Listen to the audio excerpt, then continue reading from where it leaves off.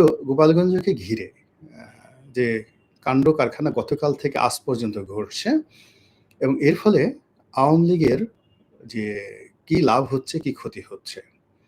এটা কি এনসিপির সঙ্গে, জামাতের সঙ্গে চরমোনাইয়ের আওয়ামী লীগের শত্রুতা নাকি আওয়ামী লীগের বন্ধুত্ব? মানে আওয়ামী লীগকে একটা করিডোর দেওয়া হচ্ছে বিএনপির এগেইনস্ট এ। আওয়ামী লীগকে এর মাধ্যমে রাজনীতিতে পুনর্বাসন করার চেষ্টা করা হচ্ছে নাকি নতুন করে আওয়ামী লীগকে অ্যাবান্ডন করার জন্য চেষ্টা করা হচ্ছে? এবং এই সময়ে হঠাৎ করে কোনো মানে পূর্ব পরিকল্পনা নেই, কিছু নেই, মার্চ টু গোপালগঞ্জ।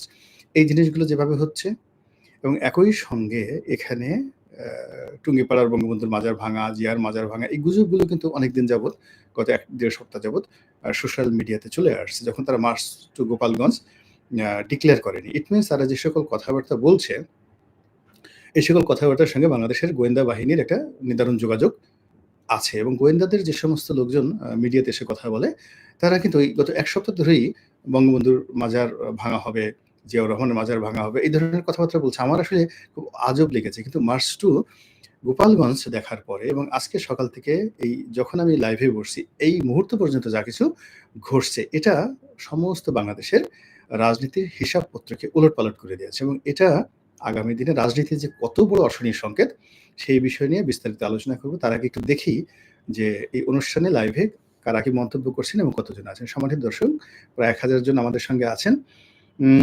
এনসিপি লোকজন বলছে, "এনসিপি জিন্দাবাদ, জয় বাংলা, জয় বঙ্গবন্ধু।" চোরখোট্টা যাক, তারপরে আরো যারা আছেন, এনসিপির অনেকে আছেন। হাসিনা, একজনের ভালোবাসা শেখ হাসিনা কি আপনার শুধু ক্ষতিই করেছে? একদিনের জন্য ভালোবাসা, স্নেহ, আদর দেয়নি?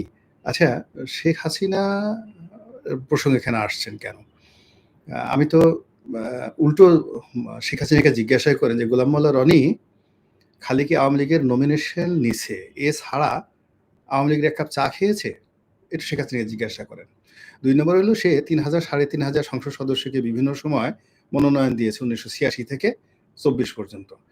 তার মধ্যে ২য় কোনো ব্যক্তি গোলাম মোল্লা রনি হতে পেরেছে কিনা আওয়ামী লীগের? জিজ্ঞেস করেন তাকে। আর শেখ হাসিনাকে জিজ্ঞাসা করেন, আওয়ামী লীগকে জিজ্ঞেস করেন যে, "আমি এমপি হওয়ার আগে আমি কত টাকার মালিক ছিলাম? আর এখন কয় টাকার মালিক আছি? দরিদ্র হয়ে গেছি। এই যে আমার ব্যবসা-বাণিজ্য সবকিছু যে আওয়ামী লীগ ধ্বংস করে দিল, আমার অপরাধটা কি ছিল? আমি কি চুরি করেছি সালমানের মতো? ডাকাতি করেছি?" কি সমস্ত কথাবার্তা বলেন, এই জিনিসগুলো আছে। আর এই বিপদের সময় যে এই যে এখানে বসে শেখ হাসিনার নাম নিচ্ছি, গোপালগঞ্জের নাম নিচ্ছি, এগুলোতে বাংলাদেশে আওয়ামী লীগের কোনো একটা লোককে আপনি বলেন তো, ওবায়দুল কাদেরকে বাংলাদেশে এসে, শেখ হাসিনাকে বলেন বাংলাদেশে এসে এখানে বসে কথা বলার জন্য। সবসময় লিখি এই যে মিস্টার ইব্রাহিমকে একটু দয়া করে নিজের প্রতি রহম করুন এবং বোঝার চেষ্টা করুন বাংলাদেশ কোন দিকে যাচ্ছে। এনসিপি জিন্দাবাদ। আসসালামু আলাইকুম। আসসালামু আলাইকুম প্রিয় রনি। দেশের অবস্থা অনেক খারাপ। মানুষ বলে শুধু আগেই ভালো ছিল। আমার মনে হয় শেখ হাসিনা আবারও ক্ষমতায় আসবে। তারপর সাইফুল্লাহ, গোপালগঞ্জ এখন যদি ডেভিল হান্ট পরিচালনা করা হয় অথবা আওয়ামী লীগের লোকজনকে আটকের জন্য অভিযান পরিচালনা করা হয়, সেক্ষেত্রে আওয়ামী লীগের ক্ষতি হবে বলে আমার ধারণা।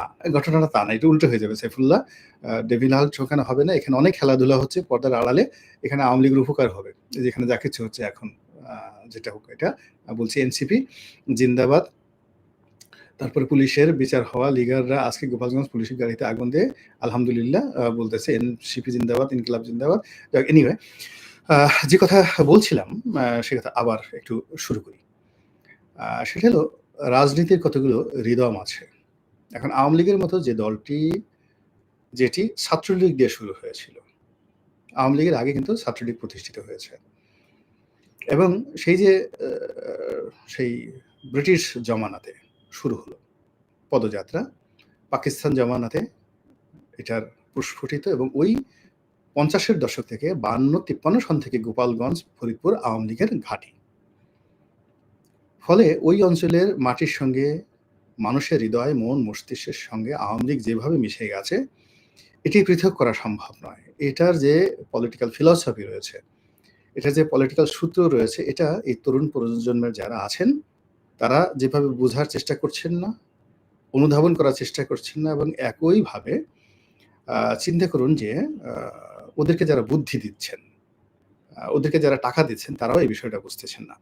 একটা জিনিস আপনাদেরকে বলি যে, ধরুন আমাদের সীমান্ত অঞ্চলগুলোতে চাঁপাইনবাবগঞ্জ, অন্যান্য এলাকাতে কক্সবাজার, রাজশাহী, তো এই সমস্ত এলাকাতে কেন জামাত জনপ্রিয়? আজকে থেকে নয়। সেই ব্রিটিশ জমানা থেকেই কেন জামাত জনপ্রিয়? এটার একটা পলিটিক্যাল থিওরি নিশ্চয়ই আছে। আচ্ছা বলেন তো বগুড়া, ফেনী, এই কুমিল্লা এই অঞ্চলগুলোতে বিএনপি কেন জনপ্রিয়? একেবারে বগুড়াতেই আপনি বিএনপির ঘাঁটি কেন বলেন? অথবা ধরুন গাইবান্ধা, রংপুর এই অঞ্চলগুলোতে কুড়িগ্রাম, নীলফামারী কেন জাতীয় পার্টির এরশাদ এখনো জনপ্রিয়? এবং এখনো যদি ভোট হয় ওখানে জাতীয় পার্টির প্রার্থী জয়লাভ করে আসবে কেন বলেন?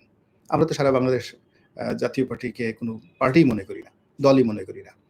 কিন্তু বাস্তবতা হলো যে উত্তরবঙ্গে এখনো ফেয়ার ইলেকশন দিলে তারা ২৫ থেকে ৩০ টি সিট ওখান থেকে ইলেকশনে পাস করে আসবে। জাতীয় পার্টির বাইরে ওখানে লাঙ্গলের বাইরে কোনো প্রতীকে কাজ করবে না। তদ্রূপ বৃহত্তর ফরিদপুর মানে গোপালগঞ্জ, ফরিদপুর, রাজবাড়ী, তারপরে শরীয়তপুর, মাদারীপুর। এখান থেকে এগিয়ে যান বরিশালের মধ্যে অর্ধেকটা বরিশাল, পটুয়াখালীর অর্ধেক, বরগুনার অর্ধেক, মানে এই দক্ষিণাঞ্চলের জেলাগুলো অর্ধেক বিএনপির আর অর্ধেক হলো আওয়ামী লীগ। কিছু, কিছু আওয়ামী লীগ আমাদের বরিশাল বিভাগে আছে এলাকাতে, যেখানে টুঙ্গিপাড়ার চাইতে বা গোপালগঞ্জের চাইতেও সেখানে আওয়ামী লীগ বেশি জনপ্রিয়। যেমন আমার যে নির্বাচনী এলাকা গলাচিপা এবং দশমিনা। এটা এখানে আপনি কল্পনা করতে পারবেন না এখানে আওয়ামী লীগ কি পরিমাণ জনপ্রিয়। এরকম রয়েছে। এই কারণটা কি? কারণটা হলো রাজনীতির একটা সূত্র রয়েছে। সেই সূত্রটা হলো এটা বংশ থেকে বংশ পরম্পরায় এটা যাকে বলা হয় ভাইরাসের মতো ছড়াতে থাকে। বাপ যে রাজনীতি করে ছেলে সেই রাজনীতি করে। এটাই আমাদের দেশ নয়, সারা দুনিয়াতে হাজার বছরের ইতিহাস। আবার ধরুন আঞ্চলিকতা ভেদে অর্থাৎ নেতা যে এলাকার, সে এলাকার লোকজন তাকে সাপোর্ট করে। এমনকি আপনি ধরেন এলাকাতে যে চেয়ারম্যান ইলেকশন হয়, উপজেলা ইলেকশন বা এমপি ইলেকশন হয়, সেখানেও একটা আঞ্চলিকতা কাজ করে। ২ টো থানা আছে। একটা থানাতে ধরেন ৫০,০০০ ভোট, আরেকটা থানাতে ১.৫ লাখ ভোট। তো এমপি ইলেকশন যদি করতে হয় তো ওই ১.৫ লাখ ভোট যে এলাকাতে, ওই এলাকার প্রার্থী হতে হবে। যে দল ওই এলাকার প্রার্থী দিবে তারাই জয়লাভ করবে। কিন্তু দেখা গেল আপনি খুব যোগ্যতম একটা প্রার্থী দিলেন, কিন্তু তার বাড়ি অন্য থানায় যেখানে ৫০,০০০ ভোট। সেই প্রার্থী কোনোদিন বাংলাদেশে পাস করবে না। এটা হলো আমাদের দেশের রাজনীতির একটা নর্মস এবং কালচার। তো সেই দিক থেকে এই যে গোপালগঞ্জ, এটা একেবারে আওয়ামী লীগ যতদিন আছে, বঙ্গবন্ধু যতদিন এই নামটা থাকবে বাংলাদেশে, ততদিন পর্যন্ত এই গোপালগঞ্জ, বৃহত্তর ফরিদপুর এটা আওয়ামী লীগের একটা ভোট ব্যাংক। এই গেল ১। ২ নম্বর হলো যে এনসিপি এই যে এখানে যে গেলেন বা যারা এইখানে অনুষ্ঠান করতে গেলেন, এটা তাদের ঠিক হয়েছে কিনা? আমি বলব যে এটা কোনো অবস্থাতেই তাদের ঠিক হয়নি। এটা তাদের একটা রং সিদ্ধান্ত। তারা বয়সের তরুণ। রাজনীতির এই খেলাধুলাগুলো তারা বোঝেন না এবং তারা এখনো পর্যন্ত আওয়ামী লীগ, বিএনপি, জামাতের মতো কম্পোজিট আ যোগ্যতা অর্জন করেনি। মানে যেমন বিএনপিতে বুদ্ধি দেওয়ার জন্য বিএনপির ভিতরে লোক আছে। তাদেরকে কোনো ইউটিউবারের বুদ্ধি দরকার হয় না। আবার বিএনপিকে ফাইন্যান্স করার জন্য বিএনপি করে এরকম লোকই আছে টাকা পয়সা দেওয়ার মতো, আওয়ামী লীগেরও আছে, জামাতেরও আছে। তাহলে টাকা আছে, নিজেদের বুদ্ধি আছে, আর নিজেদের সাংগঠনিক ক্ষমতা রয়েছে। তো সেই দিক থেকে আপনি চিন্তা করেন এনসিপির যে ফান্ডামেন্টাল পাওয়ার কি? তাদের তো কোনো ফান্ডামেন্টাল পাওয়ার নেই। একটা আবেগ মানে আমাদের দেশের যে গণ অভ্যুত্থান হয়েছে, শেখ হাসিনার পতন হয়েছে, এই আবেগের যে ফসল আমাদের কিছু তরুণ বিপ্লবী, এই আবেগটাই শুধুমাত্র তাদের পুঁজি।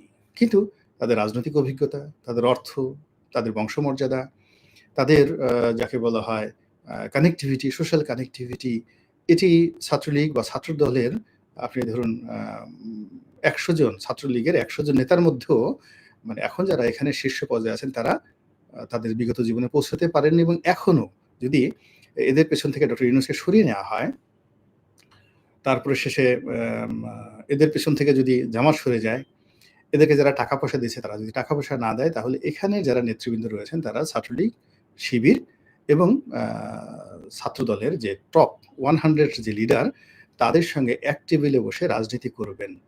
এই অবস্থায় তারা এখনো পৌঁছান নাই। তো ফলে কি হচ্ছে তারা টাকা আনছে কোনো শিল্প গ্রুপের কাছ থেকে। ইনূস সাহেব তাদেরকে টাকা ওইভাবে দিচ্ছেন না। কেননা ইনূস সাহেব বেসিক্যালি একজন কৃপণ মানুষ।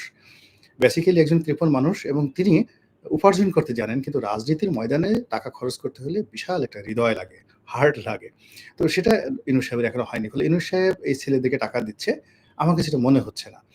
ফলে এই ছেলেরা বিভিন্ন কর্পোরেট হাউস থেকে তারা টাকা-পয়সা আনছে। ফলে সেই কর্পোরেট হাউসের বুদ্ধি তাদেরকে শুনতে হচ্ছে, ডিমান্ড তাদেরকে শুনতে হচ্ছে। ২ নম্বর হলো তাদের নিজেদের বুদ্ধি নেই। তারা কখনো ফরহাদ মাজারের কাছে যাচ্ছে, কখনো পিনাকি সাহেবের কাছে যাচ্ছে। তারপরে তারা কখনো মাহমুদুর রহমান আমার দেশ সম্পাদক তাদের কাছে যাচ্ছে। এরকম অসংখ্য মানুষের জামাতের আমিরের কাছে যাচ্ছে, জামাতের নেতা ডক্টর শফিকের কাছে যাচ্ছে। তো এদের সবার বুদ্ধি পরামর্শ নিয়ে তারা একটা সিদ্ধান্ত নিতে হচ্ছে।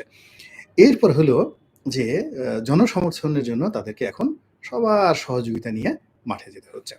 তো সেক্ষেত্রে এই শক্তি যেখানে আবেগ এবং মানে তাদের পুরো যে শক্তির যে সূচকগুলো আছে যেগুলো বাইরে থেকে আসছে, এইগুলো নিয়ে সামনে এগোনোর জন্য তাদের সবচেয়ে নিরাপদ জায়গা ছিল ঢাকা শহর এবং অন্যান্য যে সকল মেট্রোপলিটন সিটিগুলো রয়েছে যেমন গাজীপুর, নারায়ণগঞ্জ, রাজশাহী, সিলেট এই জায়গাগুলোতে যেখানে আধুনিক লোকগুলো বসবাস করে, শিক্ষিত লোকগুলো বসবাস করে এবং যেটাকে ফ্লোটিং ভোট বলা হয়, ভ্রাম্যমান ভোট বলা হয়, সেই ভ্রাম্যমান ভোট সবচেয়ে বেশি এই সমস্ত এলাকাতে। তো কাজেই এই সমস্ত এলাকাতে যদি এই যুবকেরা তাদের যে শ্রম, মেধা বেশি বিনিয়োগ করতেন তাহলে তাদের সফলতাটা বেশি আসতো। কিন্তু এখন তারা যদি বগুড়াতে যেতে চায় এবং বগুড়াতে গিয়ে যদি বিএনপিকে চ্যালেঞ্জ জানাতে চায় তাহলে তাদের যে জিনিসটা হবে সেটা হলো তাদের